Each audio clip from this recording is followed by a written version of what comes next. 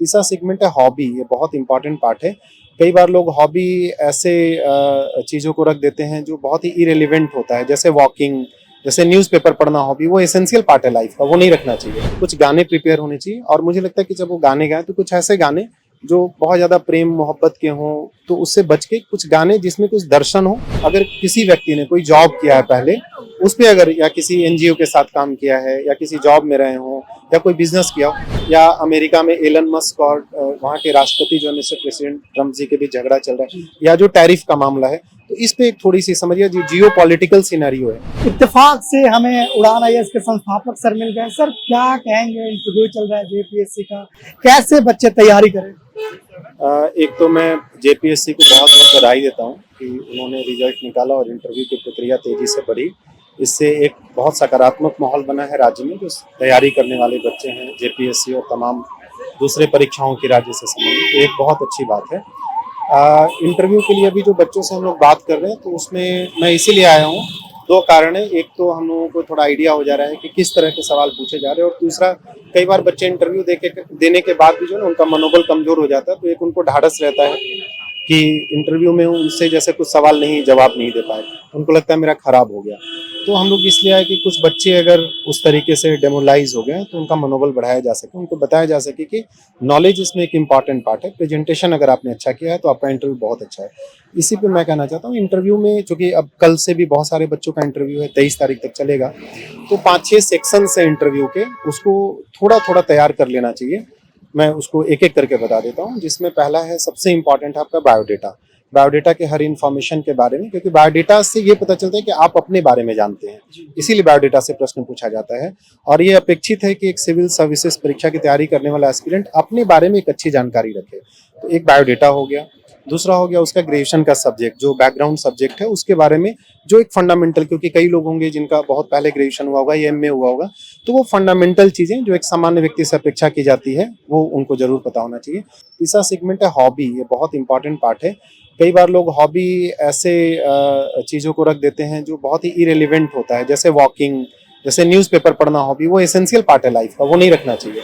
कोई ऐसा क्रिएटिव चीज, क्रिएटिव काम जो आप लीजर टाइम पे करके खुश होते हैं, और हॉबी पे एक अच्छी समझ होनी चाहिए। उसके बहुत सारे डायमेंशंस हैं, कैसे वो सोसाइटी को इम्पैक्ट कर सकता है, कैसे इकोनॉमी को इम्पैक्ट, कैसे आपकी पर्सनालिटी को, आपके परिवार को इम्पैक्ट करता है, तो वो एक पार्ट हो गया।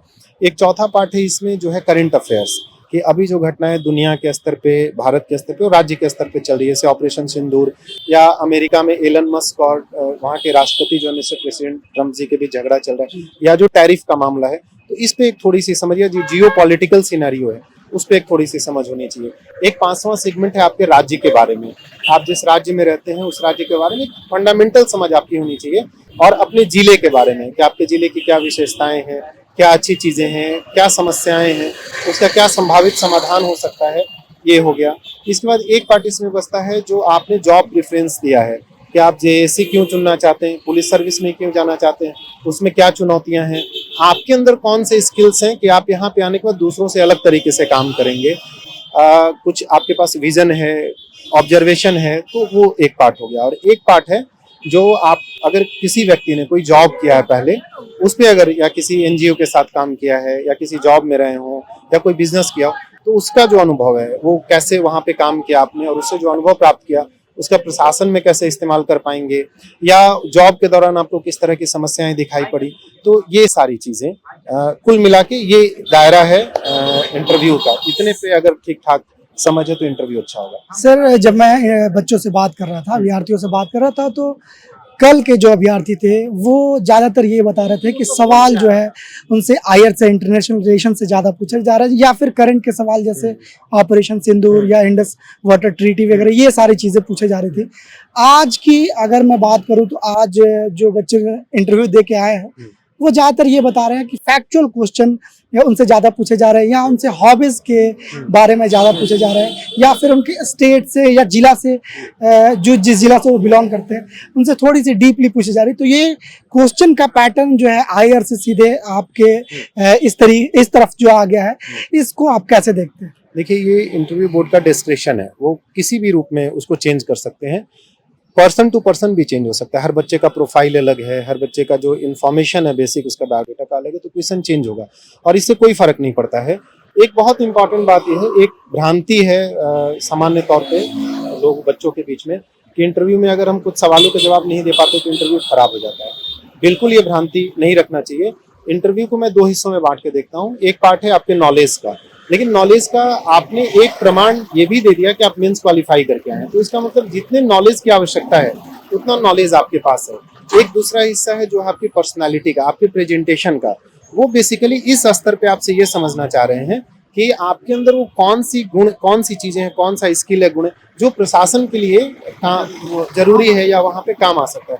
तो उस चीज को प्रदर्शित करना बहुत जरूरी है। दूसरा एक और इम्पोर्टेंट बात मैं करूँ, इंटरव्यू एक अपॉर्चुनिटी है। कई बार मैं देखता हूँ कि बच्चे बहुत सारी चीजों से बचते हैं इंटरव्यू में। ये अपॉर्चुनिटी है कि आप अपने अंदर की अच्छी चीजों को बाहर निकाल के रखें। आपको एक अवसर मिला हुआ है और लाइफ का 20 मिनट जो इंटरव्यू चल रहा है, 15 मिनट अभी तक के जीवन का सबसे इंपॉर्टेंट क्षण है उन बच्चों का।